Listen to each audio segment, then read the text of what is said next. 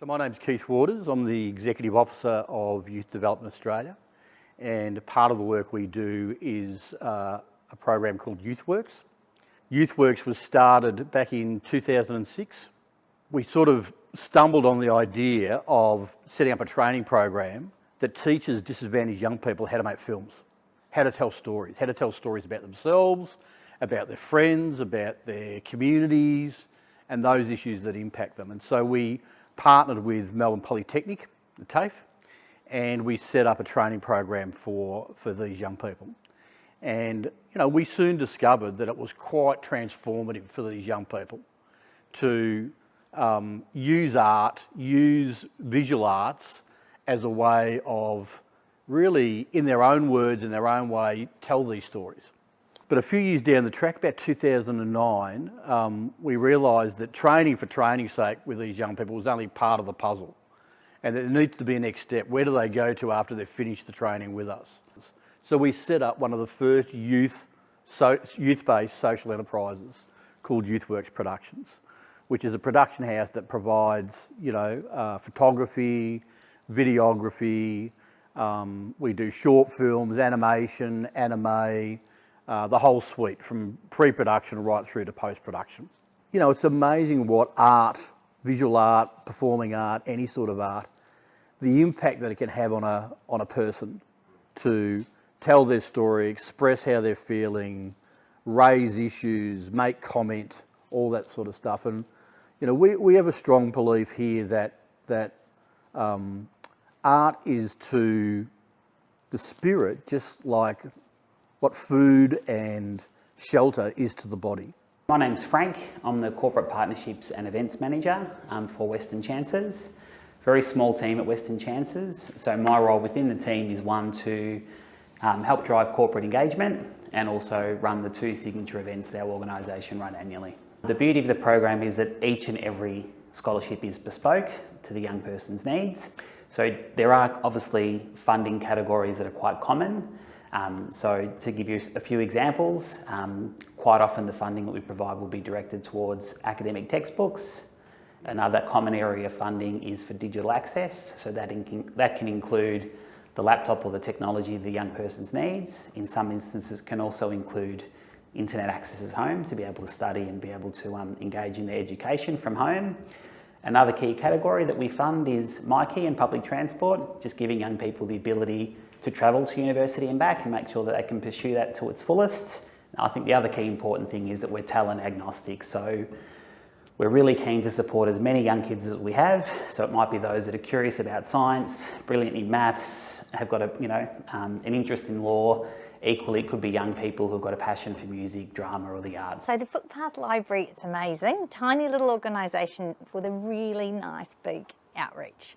So what we're doing is going out to various locations, usually where people experiencing homelessness are already congregating. So they might be coming for food, they might be coming because they're getting their laundry done, and we set up a table with our volunteers, and we encourage people to come and chat with us, and hopefully they take a book away with them, and there's no obligation for them to bring the book back, or it's not on loan, so it's kind of a gift. Look, the social interaction that we're having with people who are experiencing homelessness is really the powerful part, and us being there is having the books is kind of the magnet to get them to come over and chat with us. And when you have a conversation with someone about what they do or don't like to read, it can end in all sorts of amazing stories and conversations about their life. And having done that lots of times, I can tell you that it's really powerful for people who are lonely or isolated, or perhaps haven't had anyone talk to them all day. They might have been begging on the street, where a lot of people avoid eye contact, and we're there saying, hi, come over, have a chat, take a book. And we're also giving out notebooks and pens, and in winter we give out beanies. What a nice combo, a beanie, a book, something to doodle in, somewhere to write your ideas. And I've had people come back to me actually with the notebook and say, I've been writing some poems, would you like to hear it? And I guess they feel connected to me because we were able to give them that book and that pen, and it's really nice. I am 16, going into year 11 this year, and Hand Helping Hands, well, I started it in 2014 when I was 8, after a trip to America, when I saw, well, we were looking around, saw lots of homeless people everywhere, and I felt bad, like I needed to do something wasn't right. So when I came back to Australia, I talked to my parents about it, and then we ended up starting Hands Helping Hands, and it's just grown to where it has today. We've got more volunteers. Through your generous support, we've been able to get a van and keep it running. We go into the city every Sunday and we give out some goods to the homeless there. We'd used to just drive around the city and see all the homeless people that were sitting like outside a 7-Eleven or in the doorway of a building, and we'd just hand them little bags full of all, I guess, the essential items they need. And over the years we've managed to, I guess, make connections or build up trust with the homeless. So I'm Helena, I'm the music therapist that works as part of the Hospice team that support children and their families to engage in meaningful musical experiences. So a registered music therapist is trained in understanding the effects of a musical experience on feelings, on their behaviour, and we use that training to facilitate interactive therapeutic experiences to enhance their quality of life. It could be supporting care if a child's really distressed and it's, they might be sitting having cuddles with a nurse and singing familiar lullabies that will help them calm down. A lot of it's about creation and creating and exploring different instruments and watching them light up when someone else, maybe in a group, will then respond to their own music making, and watching that connection happen. Music can hold that space and hold that family together in that moment, and gives parents lifelong memories that are sometimes filled with joy, even when it's the most heartbreaking moment for them. My name is Heather Baird. I'm the founder of A Better Life for Foster Kids. We provide crisis cases for children when they go into out-of-home care, and they cover the child for the first week or so just to take the pressure off the carers while they're getting everything else sorted out for the children. We have a yearly camp for the kids and the carers to go to, and just generally whatever's needed for the children, we try to supply for them. I grew up in the institutions, and from when I was 2.5 years old until I was nearly 18. I had 2 foster homes that weren't very successful, but the rest was in homes and institutions, orphanages, that sort of thing. When I got out of them, I really didn't know what it was. I'd never seen a supermarket, and I didn't know what it was like to, live as a family sort of thing. And stumbled around, and then as my children got older, I decided that I would like to have some sort of position in the industry. Started thinking about if we could provide these kiddies with the basic needs. And that's basically how it all came about, because that's the biggest thing with our kids. They're brought up being told that everything's their fault, If it wasn't for you, this wouldn't happen. If it wasn't for you, this wouldn't happen. When 9 times out of 10, no, it's the parents' fault, because they won't give up their drugs, they won't give up their alcohol, So, but these children are brought up believing that they're not worth anything, and that's what, with our handmade blankets and handmade teddies, that's getting across to the kiddies that the community thinks you are worth it. And that's the biggest thing we can give these kids, a little bit of self-esteem. Hello, my name is Patrick Templeton from Operation Stitches. Operation Stitches began in 1996 with a heart burden with my wife and myself that we'd like to see how we could meet the needs of some of the problems that were going on in the city, and especially with the young people. And so we formed a charity that became a public benevolent institution to help the disadvantaged, and our target is the children of the public housing sector, I guess. And so we began in 1996 very simply with just a car and a trailer and a couple of simple games in the boot of the car. We set it up on the Collingwood housing estate there, just off Hoddle Street in Melbourne.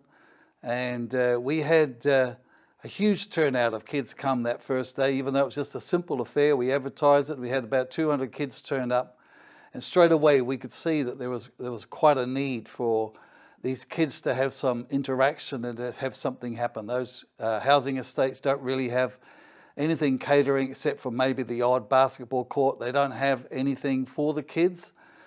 Being a parent myself, I know the value of keeping your kids occupied, making sure that they have activities that they can be part of and grow with.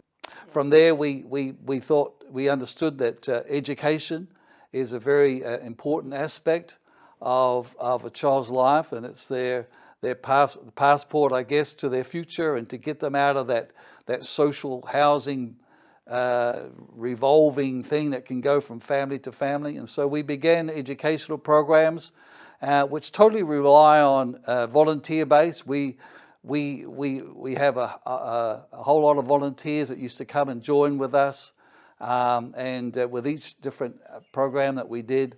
And these programs continue to not only educate them, but also present to them some good life choices, some alternate life choices, some vocational life choices. And so really that's how it began. Well, I think he mentioned the tutoring program, and that is my passion. To be able to come alongside them on a one-to-one ratio with a tutor and really work with them on the difficulties that they're having with their schooling. There may be things in the classroom that they don't understand. Well, that's an opportunity in our tutoring club that they can express, I don't understand, whatever it is, and then we can come alongside them and ensure that by the end of that term, they're going to be experts in that area. So that has been tremendously successful. The children have great confidence in us, the parents, and so we've seen incredible results in so many of the students. Not all of them, but a vast majority have really gone way beyond. Just this last year, one of the Year 12 students, and he's in university now, he never dreamt he could, but the tutor stayed with that one student. You know, it's one-on-one. And he right up into the night of their exams, the night before his exams, and he's come through with the results that he needed. He would never have done that without the Stitches Tutoring Club. I'm the co-founder of Road Trauma Families Victoria, along with my daughter Lisa. I'm also the creator and director of the Raw to Raw Traumatised Teens program, which is a weekend camp for siblings who have lost a loved one. And this camp is available free, thanks to philanthropic funding. Thank you, Tobin Brothers, for helping out with that too. Now, Road Trauma Families came to be because of the loss of our son, Daniel, and Lisa's brother. Daniel was killed by a drunk, drugged driver in 2004 on Kingsway in Melbourne. Daniel was at a complete stop at the red arrow that takes us Westie people home over the Westgate Bridge. This fellow had driven from Bendigo straight through to Melbourne, totally off his face. He smashed into the back of Daniel's completely stationary car and pushed it 250 metres across the other side of the road. Now, this chap, when he was checked by the police, his alcohol reading was 0.266. He could hardly stand up. There wasn't a scratch on him. But Daniel was killed instantly, and that's how they put it to us. So from there, of course, life has not ever, and will never be the same.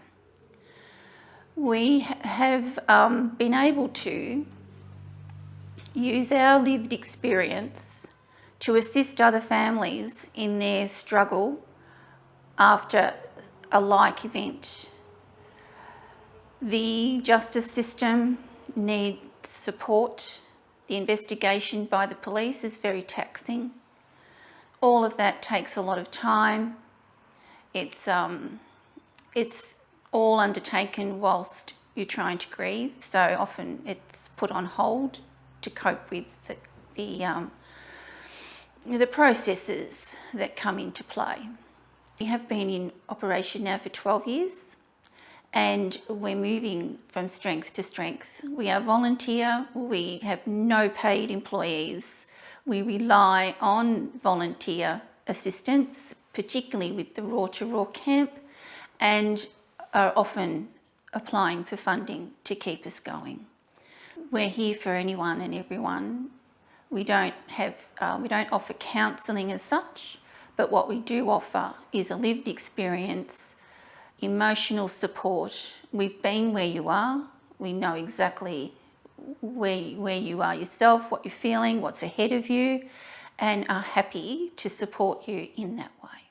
So my name's Sam Hearn, and currently I serve as the chairperson of a little organisation called Tantai Park Social Enterprises, and we run Homeground, which is a social enterprise cafe here on the Mornington Peninsula that works to support our local community and particularly young people in our local community. It came about over a series of conversations at a local community level. So about 6 years or so ago, myself, a number of other youth workers were talking to some friends in the local hospitality industry and really talking about the challenge we had here with a youth unemployment rate that was nearly 5 times the Victorian state average of unemployment, and at the same time we heard that there was more than 200 jobs unfilled in our region's hospitality businesses.